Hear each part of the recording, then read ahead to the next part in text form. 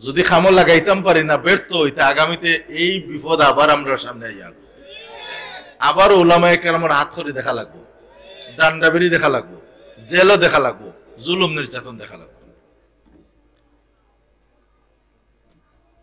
উলামায়ে দেওবন্দ তো এর নাম। আমরা যারা গোলাম, আমরা যারা গোলামের গোলাম, আমরা আকাবিরিন, আমরা মাশায়েখিন, তারা আমরা দেখাইয়া গেছে সবকিছু বরদাস্ত করি, সবকিছু সহ্য করি, সবকিছু মানিয়া নেই, সবকিছু আমরা কবুল করিলাই। আমরা পরিবার ধ্বংস হয়ে যায় কবুল করিলাই, মানিলাই। আমরা ঘর ভাঙ্গে মানিলাই, আমরা সংসার ভাঙ্গে মানিলাই, ঘর পুরো হয়ে যায় মানিলাই, বরদাস্ত করিলাই, সহ্য করিলাই, সবর করিলাই, ধৈর্য ধরিলাই। কিন্তু যে সময় আমার নবী তাজদারে মদিনা সরকারে দু আলম সৈয়দনা হযরত মুহাম্মদুর রাসূলুল্লাহ সাল্লাল্লাহু আলাইহি ওয়াসাল্লামের উপরে কেউ সামান্য কাটার আঘাত দিতে চায়, এই জিনিস আমরা বরদাস্ত করি না, বরদাস্ত করতাম পারি না, বরদাস্ত করা হিকছি না। এর লাগি দরকার লাগে ময়দান হওয়া লাগে, ময়দান I Ulema Deoband Maidan I জিহাদ করা লাগে, জিহাদ করুন। শাহাদাতের নজরানা দেওয়া লাগে, শাহাদাতের নজরানা দেন। জেলে যাওয়া লাগে, জেলে যান। ফাঁসির কাষ্ট দুলা লাগে, ফাঁসির কাষ্ট দুলন। এরপরেও আল্লাহ আল্লাহ রাসূলের ইজ্জতের অবমাননা হইতে দিন না। এর নাম হইল উলামায়ে দেওবন্দ।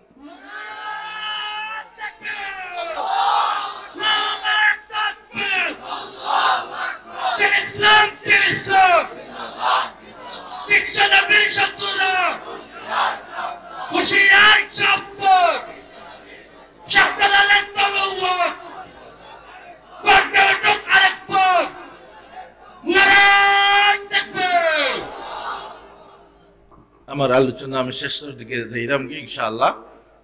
আমি গত সপ্তাহ হঠাৎ ফাসাউন মাদ্রাসার এক জলসার মাঝে বয়ানো ফোন গেছে যে শ্রীমঙ্গল মুসলিমবাগ এক মসজিদর মুয়াজ্জিন সাহেবরে সভাপতি সাহেবে মারিয়া রক্তাক্ত করছেন। আমি কইলাম আপনারা একটু সবর করুক, আমি আইরাম শ্রীমঙ্গল থানাতে রাত 12টার পরে। থানাত গেছি, সব আইসেন কমিটির ইয়া, তারা চাইছিল দামা সাফা দিয়ে শেষ করতে। আমি বললাম সভাপতি যে আনাউকে এখন যদি আনাইন নাতে কিভাবে শেষ করা লাগে এটা আমি জানি, কিভাবে তান্ডে বরুণাত নেওয়া লাগে এটা আমি চিনি। যে সময় দেখছেন ওসি সাহেব আসলা অবস্থা বেগতিক, তাড়াতাড়ি সভাপতির আনাইয়া আইও ফইলা মাফ চাই লিছইন, চাইয়া সমাধান হয়েছে। মুয়াজ্জিন সাহেবের উপরে আঘাত তুলছইন, এটা একলা মুয়াজ্জিন সাহেবের উপরে নাই, সারা মুয়াজ্জিন উলামায়ে কেরাম সারা জাতির উপরে আঘাত তোলা হয়েছে। এই ধরনের কোনো ঘটনা যদি ঘটে তো এটা কিন্তু আপনারা যদি বরদাস্ত করেন একটার পর একটা ঘটবে। এখন তো আর স্বৈরাচার নাই, স্বৈরাচার যাওয়ার বাদে যদি এই ধরনের ঘটনা ঘটে এটা আমরা লজ্জাজনক, দুঃখজনক। আমি গত পরশু সকালে প্রোগ্রাম থেকে আইছি চুনারুঘাট থেকে, সকাল 8টার সময় গেছেন কুলাউড়া থেকে দুই আল্লাহর বন্দা গিয়া বইছেন। আমি জোর রক্ত ঘুম থেকে উঠিও মাদ্রাসার মিটিং আছে, মাদ্রাসার মিটিং আসরের সময় তার লগে মুলাকাত হয়েছে। খবর পাইলাম লংলা ডিগ্রি কলেজর বলে একজন ইমাম সাহেব গিয়া বাধা দিছিলা এই কনসার্টের বিরুদ্ধে। বাধা দিলাখানে তান্ডে দরিয়াহীন হেনস্থা করা হয়েছে, পরে তান্ডে পুলিশও আনিয়া গ্রেফতার করে থানাত নেওয়া হয়েছে। আমরা বরুণা থাকি থানাত যোগাযোগ করলাম, হইলা যে প্রিন্সিপাল সাহেব মামলা দিছইন, এখন মামলার কারণে তান্ডে চালান দেওয়া লাগবে। আমরা কইলাম ঠিক আছে, ভুল যদি করিয়া তখন মসজিদ কমিটি আছে, এলাকাবাসী আছেন, বইয়া সমাধান করুকা, কিন্তু এর লাগে তো এইরকম শাস্তি হইতে পারে না। থানাত নিলা, এখন আবার চালান মামলা দিলে হইল চালান দেওয়া হয়ে যাব, তো কইলা চালান না দেওয়ার চেষ্টা করা। এখন শুনছি চালান দেওয়া হয়ে গেছে।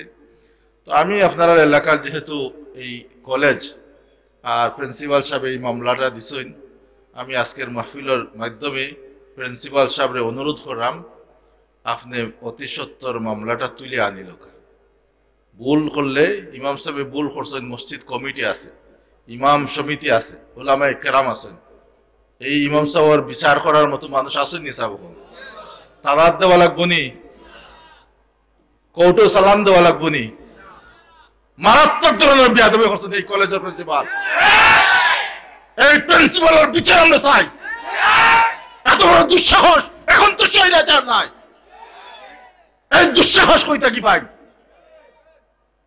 ইমাম সাহেব ভুল করিয়া থাকলে মসজিদ কমিটি আছে, মুসল্লি আছেন, ইমাম সমিতি আছে, ওলামায়ে কেরাম আছেন, তার সাথে সমাধান করিয়া বসে সমাধান করলা না কেন? একজন ইমাম, মসজিদের ইমাম, একজন হাফিজে কোরআন, তার গ্রেফতার করলা, তার ওসির আপনার তো দুঃসাহস হয় কিভাবে? আপনি কুলাউড়ার ওসি সাহেব, আপনার এত দুঃসাহস কিভাবে ইমামরে গ্রেফতার করেন?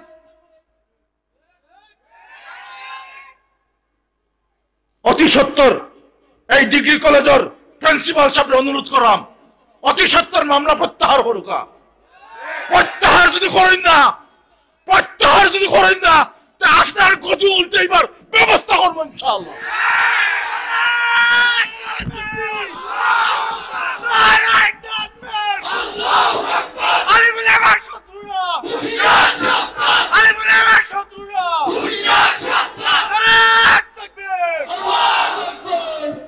আপনারা কনসার্ট করতে পারবা, আপনারা কনসার্ট করতে পারবা, গান বাজনা করতে পারবা, আর আলিম উলামা বিরোধিতা করতে পারতো না, প্রতিবাদ করতে পারতো না। এই অধিকার আপনারা কে দিল এই অধিকার?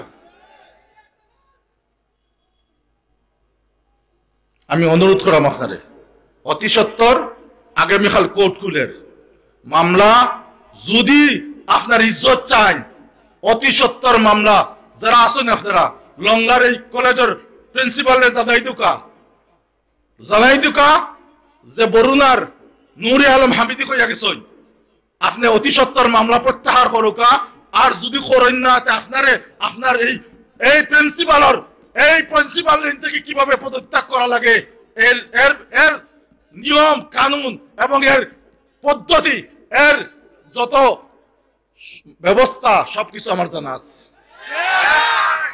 প্রয়োজনে কর্মদাতাকে মিছিল নিয়ে যাইবানি আপনারা